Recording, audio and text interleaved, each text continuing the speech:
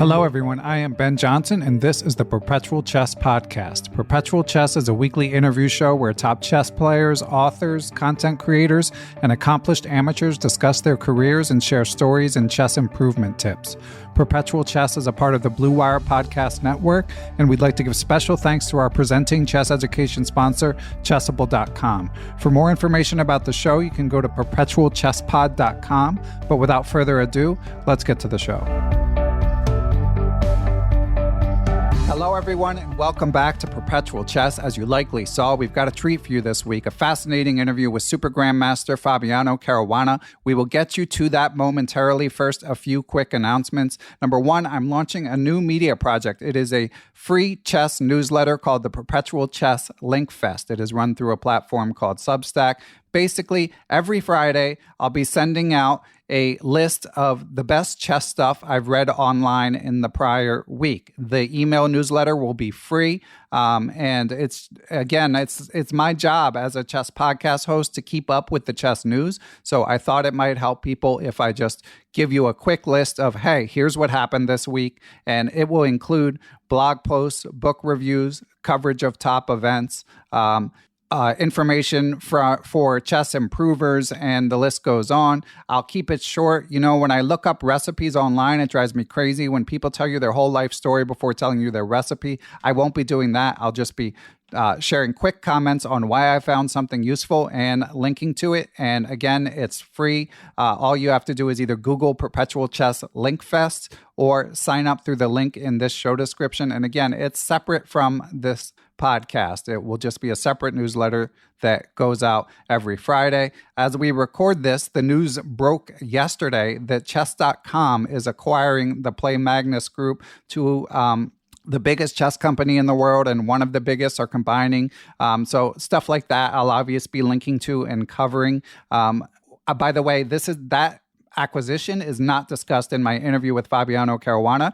And actually, we won't even discuss it on Perpetual Chess next week, because next week's interview is a fantastic one with Grandmaster Gregory Kaidanov. It's already recorded as well. So eventually, of course, we'll be talking about this seismic event in the chess business world, but it will be a few weeks before we get to it, which is fine because it's a story whose implications will be felt for years, not days. Anyway, getting to the Fabiano Caruana interview, just wanted to mention a few things. I wanted to thank the St. Louis Chess Club for helping to coordinate it. And I wanted to mention that to be sure to tune in to the Sinquefield Cup, September 1st to 13th from St. Louis. It's got an absolutely stacked field. Magnus Carlsen, Ali Reza Firouzja, Jan Nepomniatchtchi, Fabiano himself, Wesley So. The list goes on, a double round robin. It should be a fascinating tournament with lots of great chess. And following the Sinquefield Cup, there's the Champion Showdown, which is Chess 960/Fisher Random. It will feature many of the same participants, September 13th to 16th. We also wanted to mention at the World Chess Hall of Fame in St. Louis, there is this Fischer-Spassky exhibit running through April 30th, 2023. Those of you who heard my recent interview with International Master John Donaldson, who, of course, is a world authority on Fischer. He discussed it a little bit. It's on all three floors of the exhibit. It's the 50-year anniversary of that match. So it's a great time to go to St. Louis right now. But if you want to check out that exhibit, you've got till April. So moving on to Fabi. I mean, obviously, you guys probably don't need me to introduce him, but I'll just share a few nuggets just to remind you. He is the number 3 highest rated player of all time, obviously one of the strongest American players of all time. He, of course, joined me from the St. Louis Chess Club, where he had one of the most dominant tournament performances of all time when he won the 2014 Sinquefield Cup. He also tied for first in the 2018 Sinquefield Cup with Magnus Carlsen and Levan Aronian. Speaking of 2018, of course, he played for the World Championship against Magnus Carlsen that year. We discussed that in some detail in the interview, among many other topics. So without further ado, I'd like to get you to this great interview with Fabiano Caruana. Please remember to subscribe to the Perpetual Chess Linkfest if you're interested in getting a free email with all of the top chess news. So thanks for listening, everyone. Here's my interview with Fabiano Caruana. So Fabiano, thank you for joining the show. It's a real honor. It's my pleasure. Thank you. And Fabiano, I'd like to start with the biggest news of the chess year, although there's been lots of big news, especially emanating from a certain Magnus Carlsen. And that is the announcement of about a month ago that he would not be defending the title. I know that you had been on the record thinking that maybe he would change his mind about that. So I'm curious because Maxime Vachier-Lagrave, your super grandmaster colleague, had said that he initially also thought Magnus would change his mind, but then got news before Magnus's announcement. So I'm curious if you had any inkling or if you just woke up like the rest of us and found out that Magnus would be stepping down. Well, I spoke to people who know him, who are close to him, and they didn't say anything directly, but they hinted that he was quite serious about not playing. And that was near the end of the candidates or after the candidates, since a lot of his, let's say, his people were there. And so I still wasn't sure, because from my point of view, it seemed like something that, you might entertain as an idea to forfeit the match. But his point of view is a bit different. Of course, he's already been in that position many times, and for him, maybe it doesn't hold the same appeal. He doesn't really have to prove anything, not the way that, let's say, when in 2013, when he first won the world title and played his match against Vishy Anand. After 9 years of being world champion, he probably doesn't feel there's anything left to prove. And from a financial point of view, maybe he doesn't care about it as much. It's not a pressing issue for him. And possibly it just doesn't appeal to him to play, a very, like, these matches, even though the result varies a lot, they do have the same general tendency in which players prepare very, very seriously and try to not take excessive risks. Because if you lose a game in the match, there's that feeling that it'll be very difficult to come back from that. So I wouldn't say that players play cautiously, but there is that, incentive just not to give any ground to your opponent. And that's what we saw, like, Jan's strategy, his opening strategy is to play the Petrov, to play this extremely popular, but also one could say unambitious line for black of the Catalan, where you sacrifice a pawn, which, let's say, Hikaru is playing exclusively. I mean, these lines where you're trying to minimize the risk to yourself, but also, you don't get as many chances to win. So you're trying to, like, shut the game down with black, take your chances with white. This is a general strategy, and that leads to matches that it's very difficult to break through, and also very frustrating it could be. And so I understand why Magnus didn't find that so appealing, and it's possible his motivation level is not where it was years ago. I mean, I think that's also a natural thing when you've played chess for so long. Yeah, that makes sense. And you mentioned the natural tendency towards risk aversion in the World Championship, but in the candidates, it can often be the opposite. And in fact, during interviews leading up to and during the candidates, you mentioned that you could only treat it as first place is all that matters. And I think that showed in your play in the second half. So I'm just curious, Fabiano, when this news broke about Magnus, did you go back to how you played at that period, or is it just water under the bridge? Well, I mean, I can't say it's water under the bridge because it's still a recent thing for me. And yeah, it's a big disappointment. It would be a big disappointment regardless of whether Magnus played or not, whether second place would have been good enough or not. But yeah, that does compound it. And but I can't look at it from, point of view of if I had known that second place would be good enough, then I probably would have played a bit differently. But you can know that at the time, and if, let's say, I had taken a different approach, gotten second place, had a good result, and Magnus had decided to play, it also would have looked a bit like, well, second place doesn't matter so much, and what did it matter if I got second or fourth in that case? And the other thing is, I can't say that, like, let's say it was the last round, and I had a clear chance between a perpetual or taking a risk to go for first. This was a bit of a different situation. I was in a good position, and for second I was in a great position if I had known that second place would be good enough. but it wasn't guaranteed. It was still 7 rounds to go, and I was leading by a bit, but it wasn't a guaranteed second place. So I can't say that my strategy would have changed drastically. Definitely when I played against Sting, or like those last few rounds when I had already kind of spoiled it a bit, I would have approached that differently and with more optimism. Because after I lost to Duda, I felt like, I spoiled the tournament. First place is completely out of the realm of possibility for everyone at that point. And yeah, I told myself, okay, try to play for second and take whatever chance you can get, that would be enough for something. But I didn't fully believe in it. I didn't really, I didn't have like the inspiration anymore, and my play kind of showed that it wasn't really inspired play, and it was also marred by, I think, some kind of mental exhaustion, which led to, like against Ding, blundering Queen G3 when, okay, I had chances to win that game before, but at that point, taking a draw would have been fine. Blundering Queen G3 was disastrous, and it's such an elementary blunder that I can only explain it by complete mental exhaustion at that point. Yeah, and I want to come back to the candidates, Fabiano, but hearing you discuss sort of your play that wasn't up to your standard, we're also coming off of the Olympiad, of course, where the American team, unfortunately, at least for Americans, came in fifth and, were the top seed. So some people had higher expectations, and you didn't perform at your best level. So do you feel like there was like a carryover? The team captain, John Donaldson, also alluded to health issues, both on the American team and others. So I'm just curious if you feel like something spilled over from the candidates. Well, I can't complain about any health issues that I had. I do know that Levon was not feeling well at all, and that could be a reason for his rather poor performance there. My poor performance was, it started from the beginning of the tournament. I felt like my play was just very poor, even when I wasn't losing games.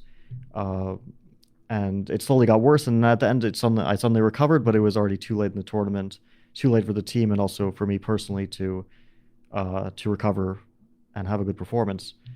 And yeah, none of us were really in form. Wesley was at his usual level, so let's say nearing 2800 level performance, but the rest of us underperformed drastically, and we all had many weak moments. I mean, I definitely had some of the weakest and some of the most crucial losses against Uzbekistan, against Armenia, and against India. These were very, very costly losses for the team. As for why, I mean, yeah, I can't rule out that it might have been some sort of momentum from the candidates and general disappointment. But it's hard to say. You can only rationalize these things after the fact, but coming into it, you never know if you're going to have a good tournament or not. Sometimes you feel terrible and you have a great tournament. Like when I had my best tournament by performance, the Sinquefield Cup, I was extremely sick before that tournament. So it's not like, there's ever any like clear rationalization for why sometimes you play well and sometimes you don't. That's interesting. And you did show better form in the second half, as you alluded to. Is that something where you can sort of start to feel the sort of fog dissipating? Or is it just like out of the blue, you suddenly feel like, okay, I'm playing a bit better. Things are going better than they had? Well, I think confidence is a big factor in chess. And once you play poorly, I think everyone loses their confidence to some degree. And wins, they inspire you. So for me, it really only took like one win against Magsudlu before I was feeling good. But for some reason, then I lost another game almost immediately after. Actually, I lost 2 games immediately after that. So at the end, I started to feel well, but who can say what would have happened if I had played a few more games? I could have also played badly. It's definitely not like I was in great form, but at least I ended on a solid note. My last 3 games were all pretty reasonable. The last game wasn't much of a game. It was a relatively quick draw.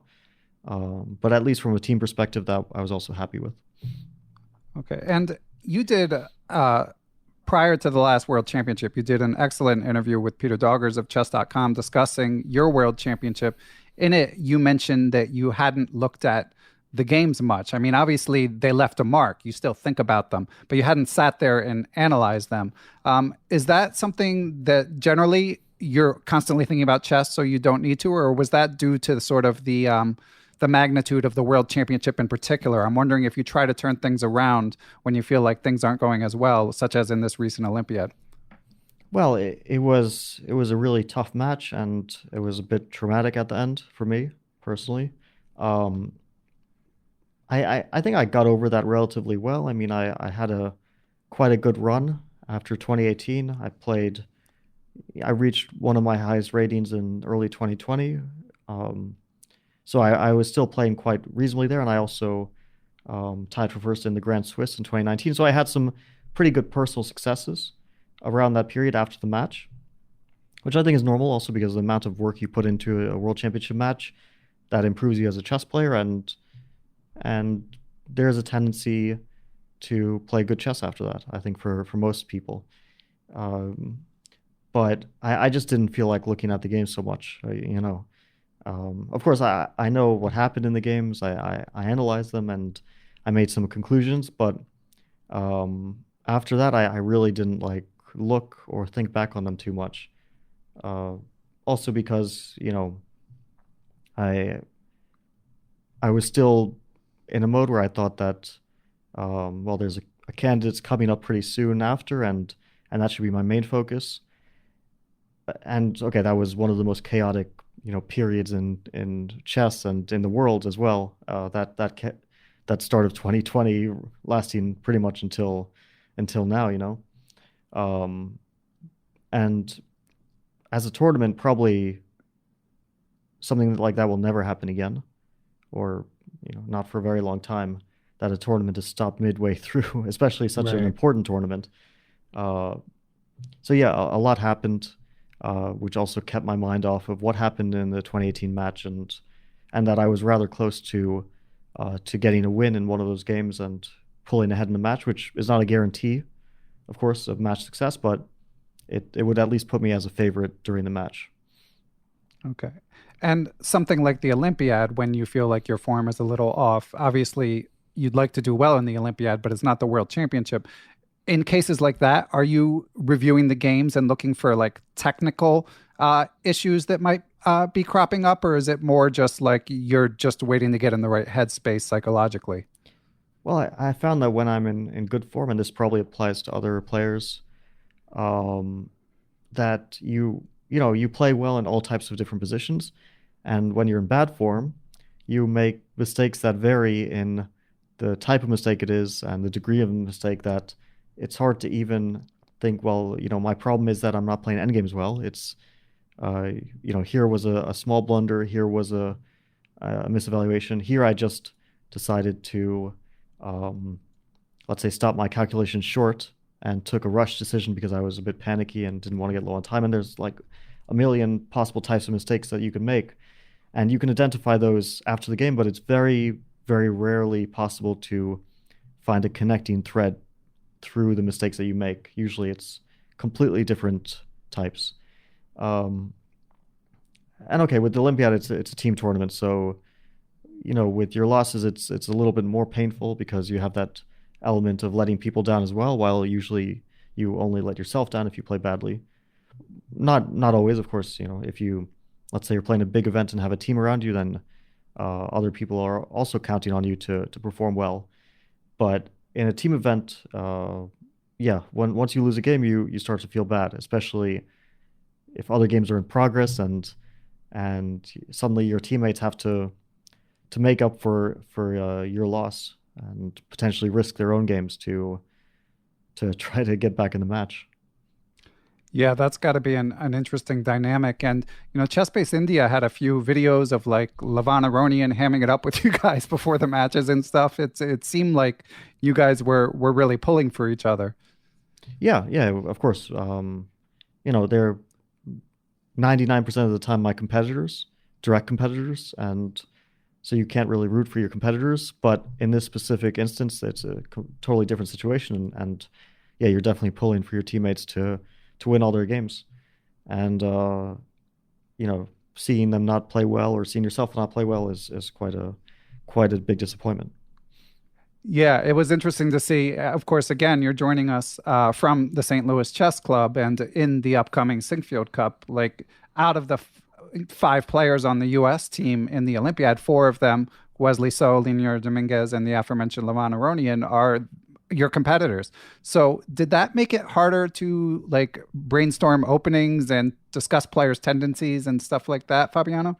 Not so much. I think mainly because chess openings evolve so quickly that what you discuss a month ago, 2 months ago, or whatever it is, will scarcely be relevant. And we're not like discussing our entire repertoires, like giving all our secrets away. We discussed openings, but more on a case by case basis.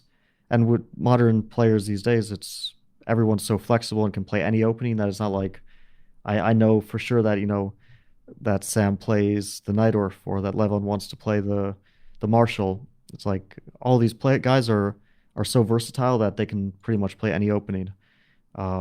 That's mostly a consequence of chess resources advancing so much, chess engines, databases, everything, the flow of information, and people are just trying to adapt to that. But yeah, all of the guys are playing in one of the upcoming events. The Rapid and Blitz also, Sam Shanklin is playing the Rapid and Blitz event. Everyone will play the U.S. Championship, of course, as far as I know. So yeah, I'm going to have to play against them very soon. Okay. And as an aside, do you know anything about Hikaru in particular, whether he'll be playing the U.S. Championship? I don't know about that. I don't know which events he's playing in, but the U.S. Championship field I haven't seen yet, although maybe it's already decided. But it might still be a bit up in the air. Listeners, we're going to take a quick break, and then we'll be right back with more from Grandmaster Fabiano Caruana. Perpetual Chess is brought to you by our presenting chess education sponsors, Chessable.com. Chessable, of course, utilizes spaced repetition to help you remember opening sequences and tactical patterns, and they have a huge catalog of excellent courses, and they're dropping new ones at a blistering rate. New courses include one by Grandmaster Maurice Ashley. There's the new course Grind Like a Grandmaster by Magnus Carlsen himself with his friend Grandmaster David Howell. And The Life and Games of Mikhail Tal, which is an absolute classic book, is now on Chessable. And the video is done by Ginger GM himself, Simon Williams. So be sure to go to Chessable.com. They also have tons of stuff that you can check out for free. So Chessable.com, check out what's new. Bringing it back to the Olympiad, of course, the dominant story from a chess perspective was the staggering results of grandmasters like Gukesh and Abdusattorov. And of course, these players are very young. So, Fabiano, we have a few questions from listeners who support the podcast. They're able to send in questions. And listeners, I'm sorry, we're not going to be able to get to all of them, but I did want to ask one from Stuart Katz, who was wondering if you felt like that presaged a sort of a dramatic shift in the chess world order, or is it just standard that top young players, they ascend at a stage like the Olympiad, as many have before Gukesh and Abdusattorov? Well, I think we're starting to see more momentum from these young guys. We've known them for a long time as talented players, but now they're starting to make more of a mark, and that'll probably continue to happen. We don't know which ones will become top players, which ones will become potential world champions or even world champions. But yeah, they're definitely starting to be able to compete with the best players in the world. So it's, there's players like Erigaisi, who I first heard of him not even a year ago when I was playing the Grand Swiss tournament, the qualification for the candidates. And then we had a big Blitz tournament afterwards, which was dedicated to the memory of Mikhail Tal. And I played this guy I'd never heard of named Erigaisi, and he was so incredibly strong in Blitz that it was like, how can you have not heard of someone and then they're so strong? And now everyone knows him. Of course, he's already 2,700 and he's played the top players and he's beaten top players and everything. And there's like too many names to list. He's just one example of one of the up and coming talents. But yeah, we'll slowly see some of these guys become the best players in the world. And do you think that this, obviously computers and the acceleration of chess learning tools have contributed to this, faster engines, Chessable, et cetera, et cetera. Do you see this trend continuing to accelerate, or do you think we're maybe reaching like a steady state? No, I think we'll continue to see that. And I think that we'll continue to see chess players get better by generations. The same way that, like, you can't compare the players of my generation to the players of Capablanca's generation. Like, the level of skill is too massive, right? And we'll see that at some point, that 30 years after my generation, we'll have players who will look at us like dinosaurs. We're playing this chess that it looks like the same way that we look at players from the 1880s. Maybe not to that degree, but for sure, the chess understanding continues to develop, and I think that it still might slow down, because when I think about it, I can't say that like Magnus is at a level that was far and away better than, let's say, Kasparov, right? And still Gary can compete at a strong grandmaster level even after retiring for nearly 20 years now. So yeah, maybe the differences become a bit more incremental, but I've seen a difference in how young players play compared to players from my generation. A stylistic difference, maybe not so much a strength difference but at some point we might start to see that too. And a lot of it can be attributed to how strong engines are. It's I think the main revolution, and there have been some, but the main revolution started in end of 2017, when Google invested in first AlphaGo and then AlphaZero for chess, and then we started using the Leela engine, which was a very strange engine to use, because it would sometimes, in normal positions, outplay Stockfish. It would just, like, Stockfish would evaluate a position as better for one side. Leela would say that's completely incorrect. And then slowly over analysis, we'd realize that Leela is correct. And then sometimes Leela would be unable to win upper rook in endgame because of just the way that type of chess engine works. Or it would blunder mate in 3. This was like a common occurrence in the early days of Leela.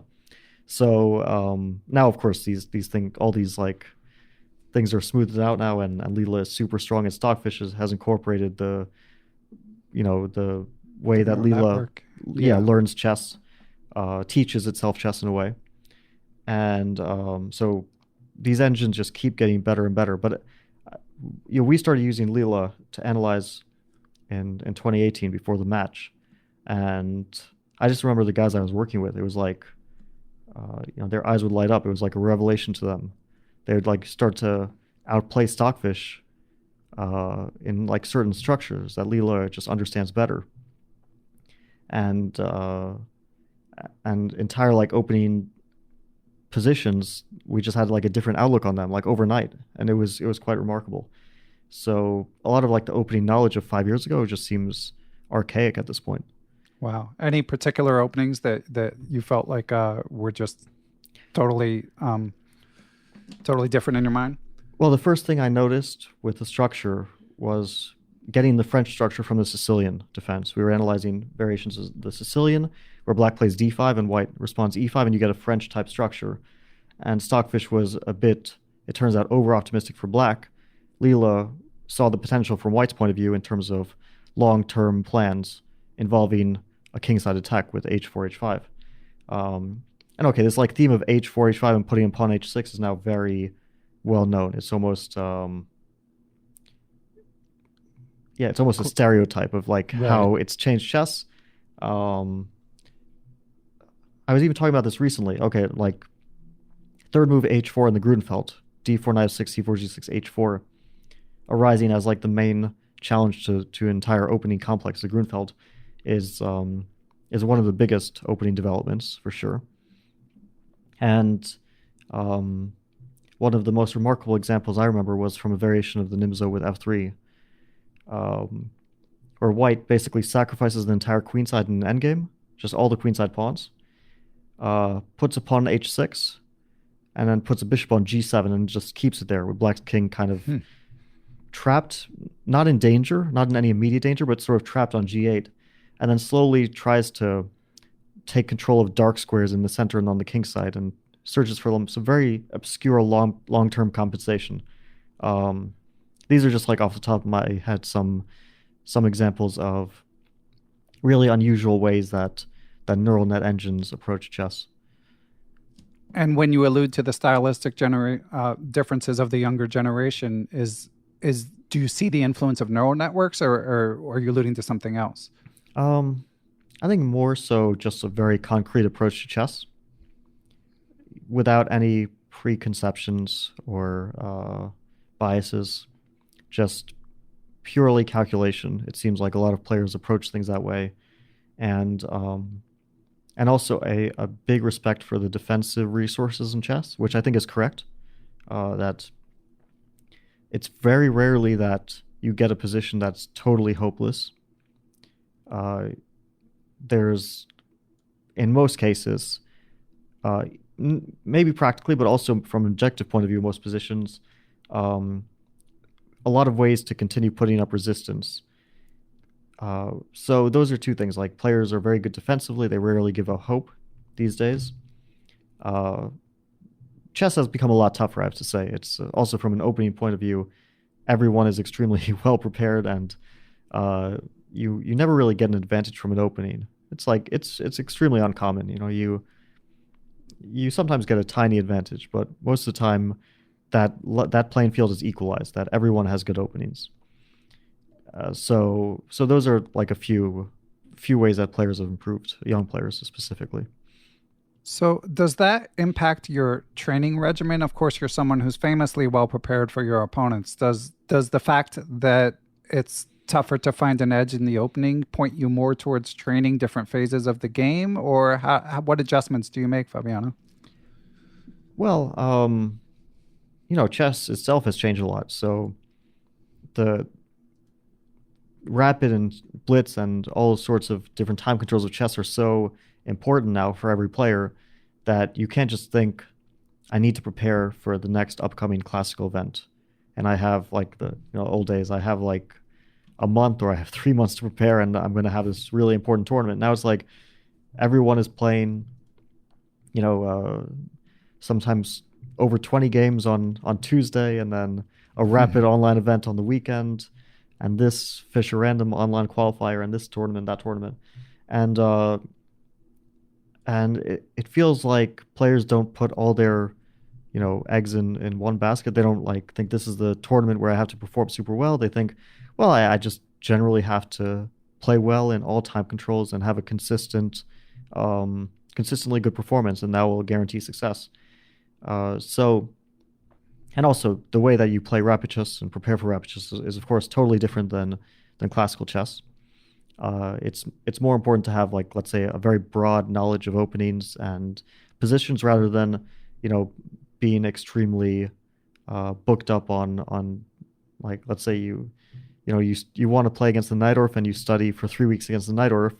Well, you'll get one Najdorf game and a million other openings as well. So players just, I think, try to touch on everything, be very booked up on what's going on in chess, who's playing what. In this recent, let's say, Chess 24 event, make sure that they see all the games and what players have been playing there and the opening trends.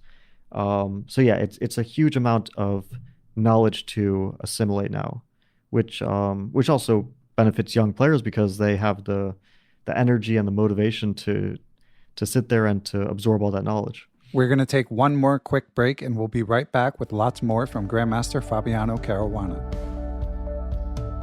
Perpetual Chess is brought to you in part by aimchess.com. AimChess has an algorithm which reviews your games from the major chess playing sites and then gives you actionable information about what to work on. I haven't been playing as much Blitz lately, just been busy with family stuff. And when I review my games, it shows. My openings are still good, but I need to work on my tactics, my end games, my advantage capitalization, and some other stuff. The good news is that Aim Chess has the tools to help you work on those things. You can review the specific tactics that you missed within the game, among countless other features. So you can check out Aim Chess for free, and then if you do decide to subscribe, use the code Perpetual30 to save 30% on the first month, or you can also use the link in the show description for aimchess.com. Do you feel like you still have the same energy and motivation that you did, say, at the age of an Erigaisi or a Ferrugia? Things are so different that I can't even say. Like I don't even remember what my feelings were those days. I mean, so much has changed for me personally, and I think that's for everyone over the course of, let's say, I mean that's like, let's say 12 years of playing chess.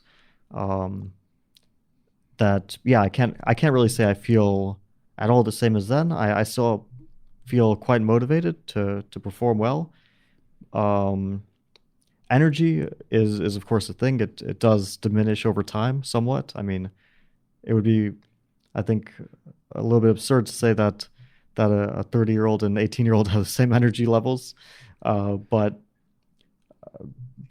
on the other hand, after playing at a high level for many years, you do have other advantages, including, I think, the advantage of experience. It is something. It's not an insignificant thing to have been exposed to all sorts of different things in chess, all sorts of different situations in tournaments, and to know yourself quite well psychologically, personally, while younger players are still trying to find the ropes on that.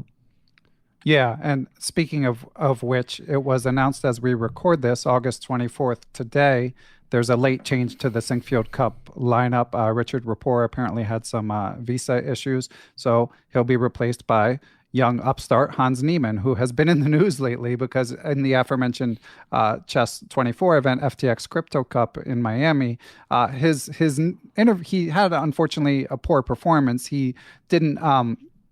a lot of his matches were fairly tightly contested, but he didn't end up winning any of them.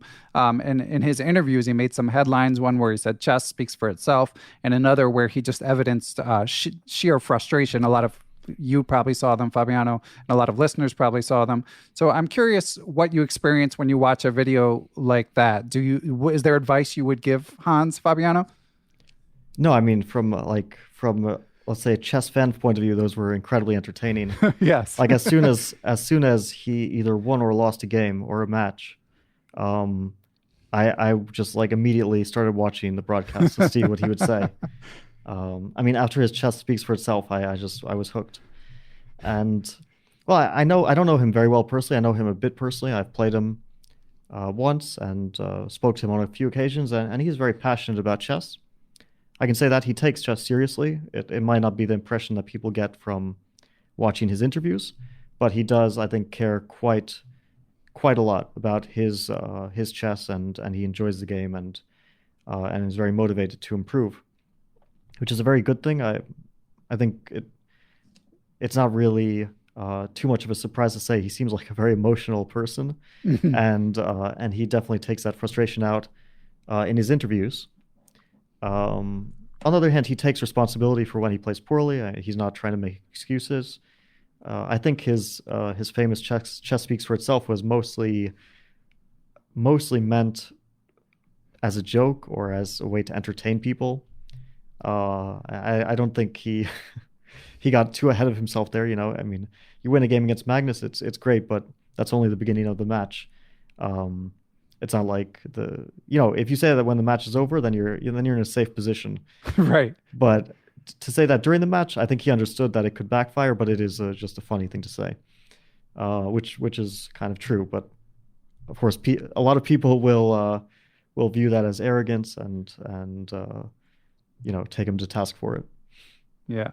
And when I interviewed your friend Robert Hess earlier this year, he mentioned that you're an avid consumer of chess media, which you just mentioned watching FTX Crypto Cup with great interest, especially Hans's interviews. So I am curious, Fabiano, what your diet is like in terms of chess consumption, both from, as you mentioned, keeping up with games perspective and watching sort of fun events, whether it be the Speed Chess Championship or I'm Not a GM or what, the list goes on.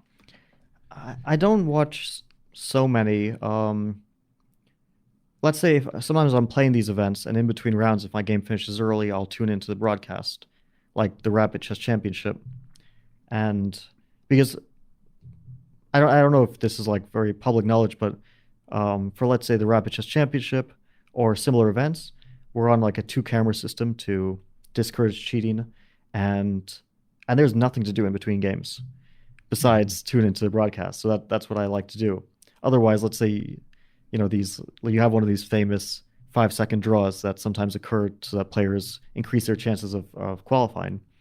Then you're sitting there for like 20 minutes with nothing to do, so it's natural to tune in and see what's happening in the other games. But there are some commentators that I enjoy watching. I think they do a good job, and in that case, I can watch chess purely for entertainment, which I know some people don't enjoy, but I quite like to do it. And if a match is very closely contested, then I especially like to watch it. If a match is a walkover, I rarely have any interest. But usually we see matches that are quite closely contested in these rapid and blitz time controls. It's very rare that someone completely runs away with it. Yeah. And as someone who does consume your share of broadcasts, it sounds like maybe it makes a bit more sense. I think many other chess fans were just dazzled by your broadcasting abilities when you joined Robert Hess and Danny Rensch during the World Championship.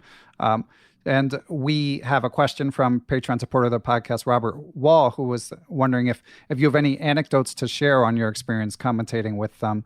And he also said, as a fan, it was wonderful to watch and seemed that you all enjoyed the experience. Well, I think I can say what like the typical day was like, which didn't start out too pleasantly because we had to wake up at 3 a.m. Right. The broadcast I think started at 5, but we would have to make sure everything was set up in place, so be there an hour early, and that would pretty much require a 3 a.m. wake up.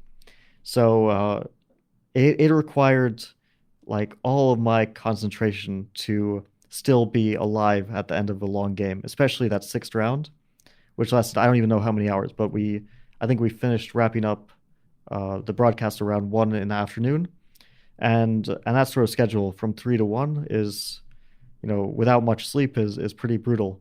So after it was all done, we would usually hang out, after some rest, play some board games, watch TV or a movie, or we're all on very good terms, Robert, Danny, and I, and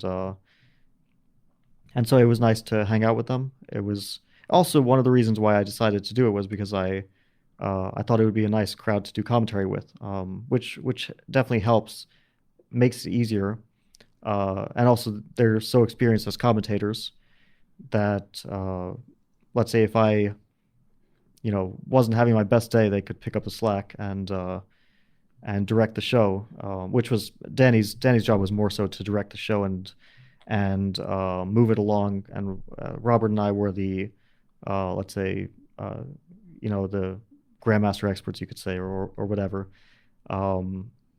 But yeah, I had a great time doing it. It was even with the messed up sleep schedule, it was one of the most enjoyable things I did last year.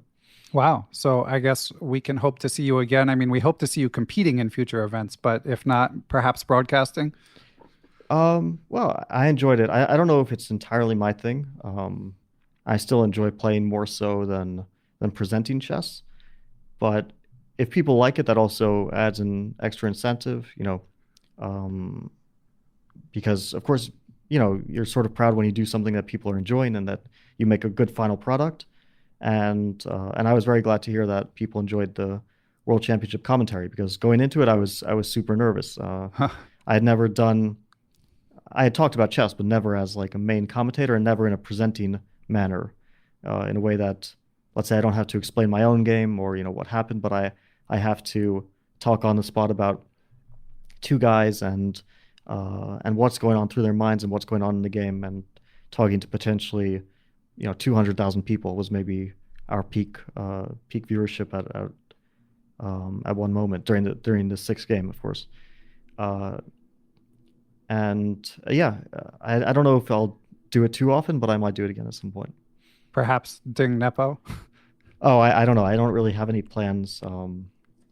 And I don't know if the dates of that or the location or anything is announced yet. So we'll see.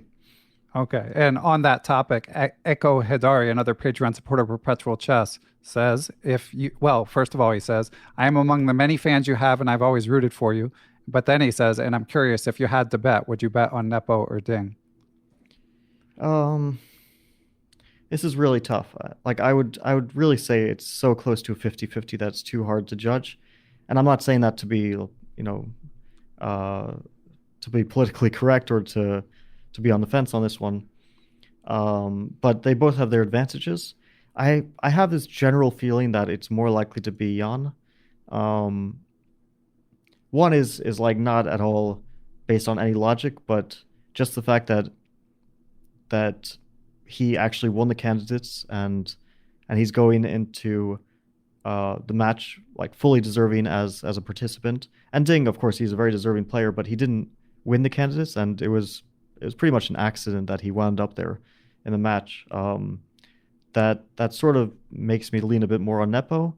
As players, they're they're both great and pretty much equivalent players. Not in their style, but in their let's say strength or their potential. The other thing is that I don't know if Ding has the best, the most organized team. While Nepo, he's already had a team for the match, for the last candidates that he's worked with consistently, and it's good to have a team around you that inspires you, and also that in the event of difficult situations can provide comfort and help, which definitely will be needed during a World Championship match. Then again, once you qualify for a match, you build that team quickly, and I'm sure Ding will do that, and it'll be hard to say. If I was forced to bet on one with equal odds, I would bet on Jan, but I think it would be a close call.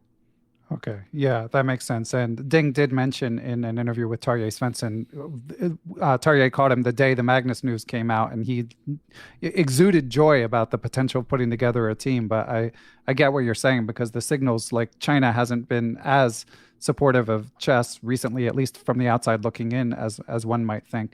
And Fabiano, on the topic of Nepo, do you feel like his performance in the candidates, to me as a fan, was just super impressive, very clinical? Did you feel like he sort of showed a higher form coming off of the World Championship? And does that factor into your calculus of maybe tipping him as a tiny bit more likely than Ding to win this match that will hopefully take place next year? Well, I don't know, because it's so many circumstances are behind these things when it comes to form, that he after the match, when he played his next classical event, it was the Grand Chess Tour in Romania, and he looked disinterested and kind of apathetic towards the games, and it didn't look like he was in great shape at all.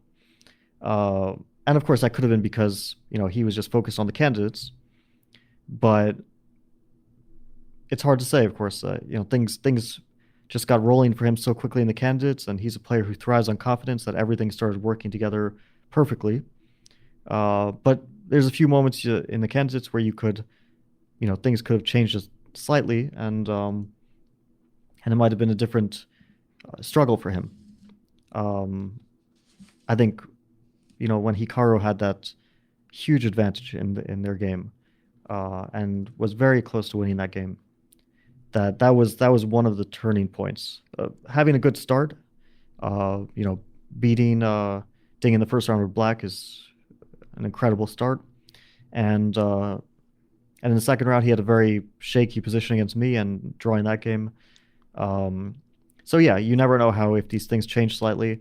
I could also say the same thing about when I played the candidates in 2018, that there were a bunch of moments when things could have change differently, and then you have a different tournament. Like in the second round in that candidates, I was losing against Ding, objectively losing, not even like worse, but basically he was ready to put me away, and I escaped that, and then you have a different tournament. So of course he was in good shape, and he played like the best candidates, I think, at least in this this century, the best candidate's performance, that is. So not to take anything away from him, but chess tournaments are like this. You change one thing and things could, everything could change.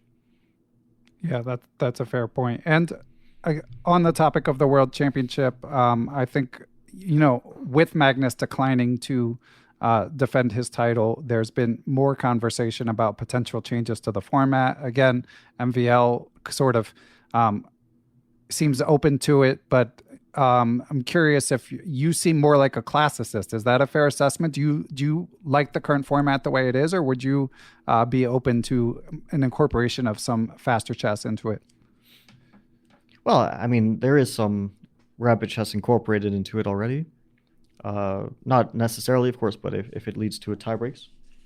To make it like, I don't see the problem with making it, a mix of classical and rapid. I would probably shy away from including blitz in that, because blitz is a little bit, let's say, too dependent on a specific day.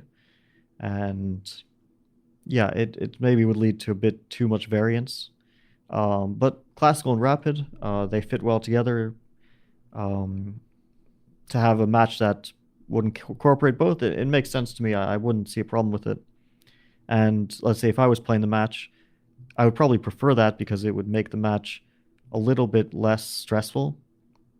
One game a day where like every game is such high stakes is incredibly high stress, and naturally I think players would prefer something different to that.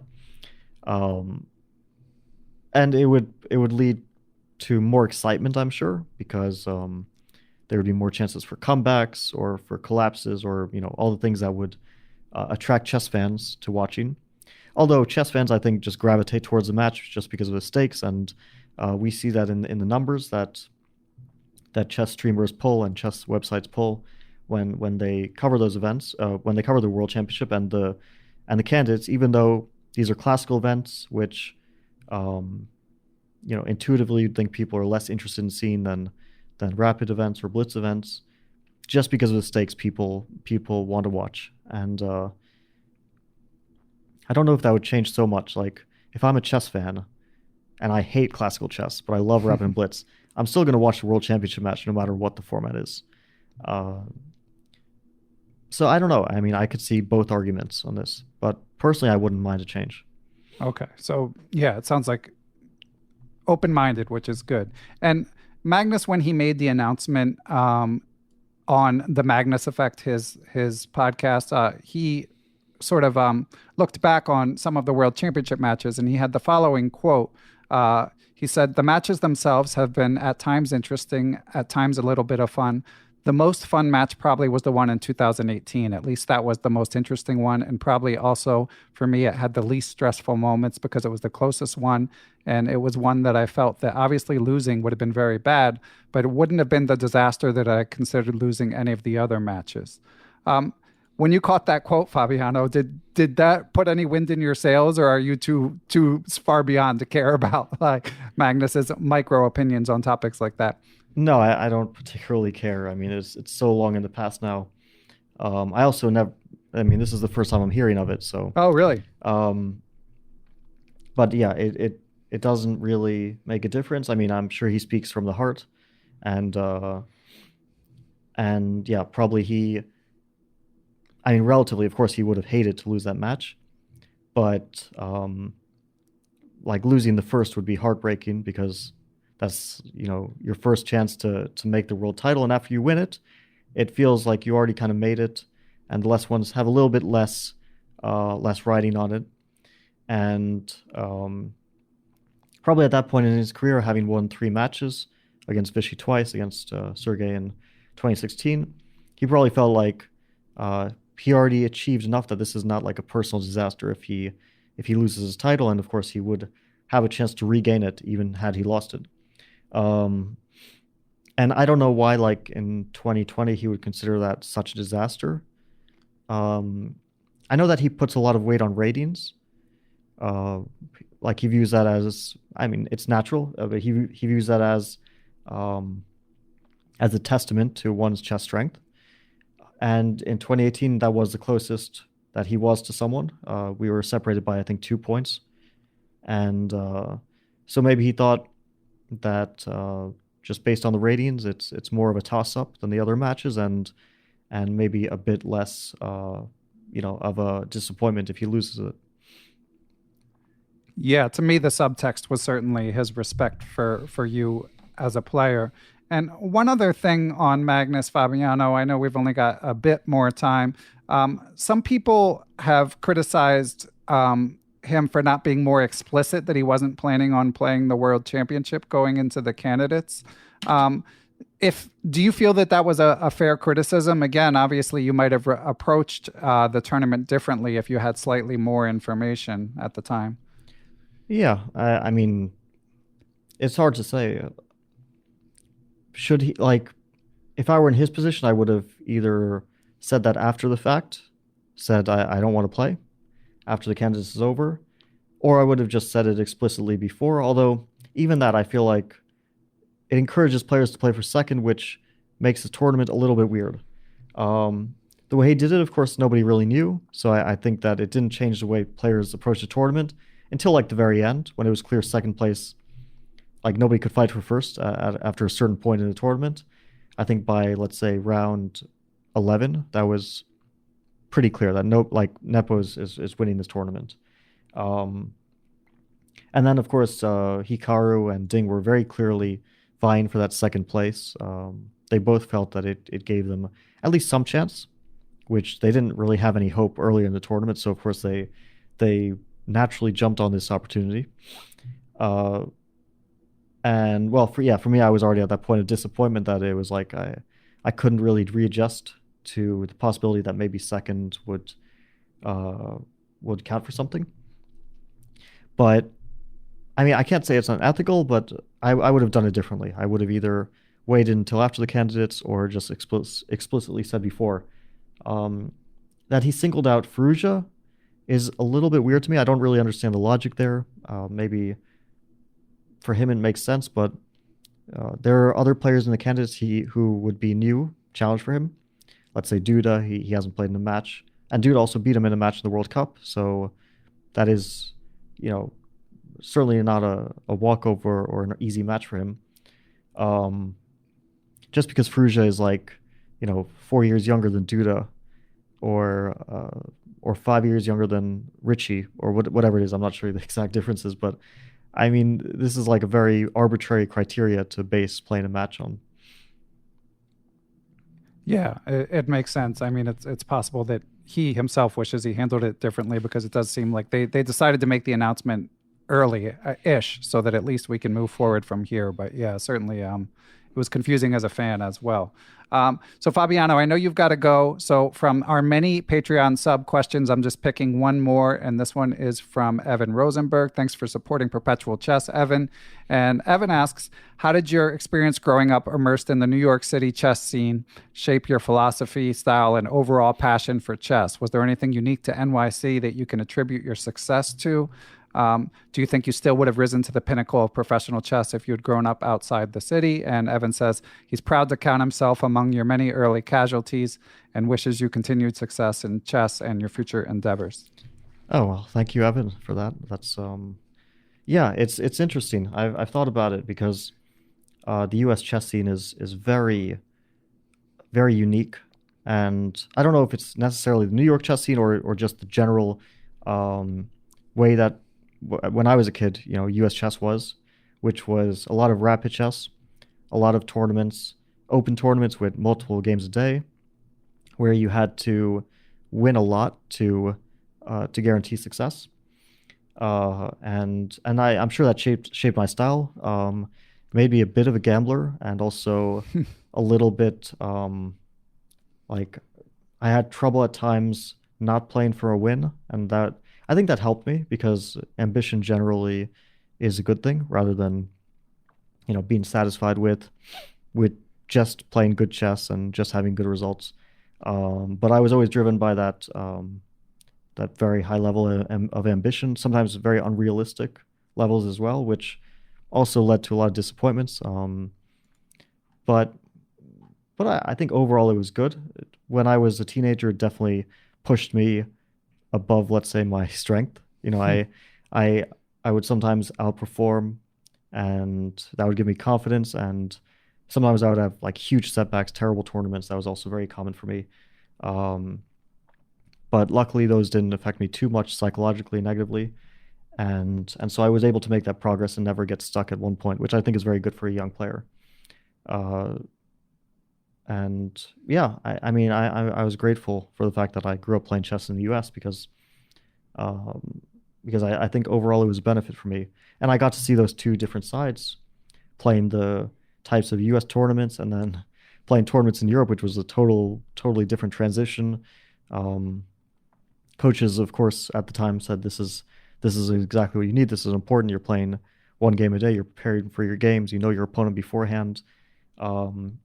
But I think it's good to be exposed to both of those things. Yeah, well, it certainly worked out for you, and as they say, if you can make it there, you can make it anywhere. Although in chess, I think the opposite might be true, as Evan is alluding to. But anyway, Fabiano, we know that you are incredibly busy, so just want to thank you for taking the time. Obviously, we're excited to see the Sinquefield Cup, and look forward to that and the rest of your busy chess schedule in these coming weeks and months. Thank you very much for having me. Thanks to everyone who helps make Perpetual Chess possible. Big shout out to my producer, Matthew Passy. I'd also like to thank the Blue Wire Podcast Network, with whom we are proud to be affiliated. Be sure to follow us on social media, Beneficial1 on Twitter, at Perpetual Chess on Instagram, or you can join the Perpetual Chess Facebook group. You can email me, ben@perpetualchesspod.com. And of course, last but not least, I'd like to give major thanks to the Perpetual Chess Patreon and PayPal supporters. Those who choose to join that community based on their level of support can do things like submit questions for guests of the show, have access to live Zoom Q&A lectures with grandmasters who often have appeared on the show, going over chess games, answering questions, stuff like that. And you can even get access to ad-free Perpetual Chess if that's your preference. But most of all, thanks to everyone for listening, and we will catch you all on the next episode.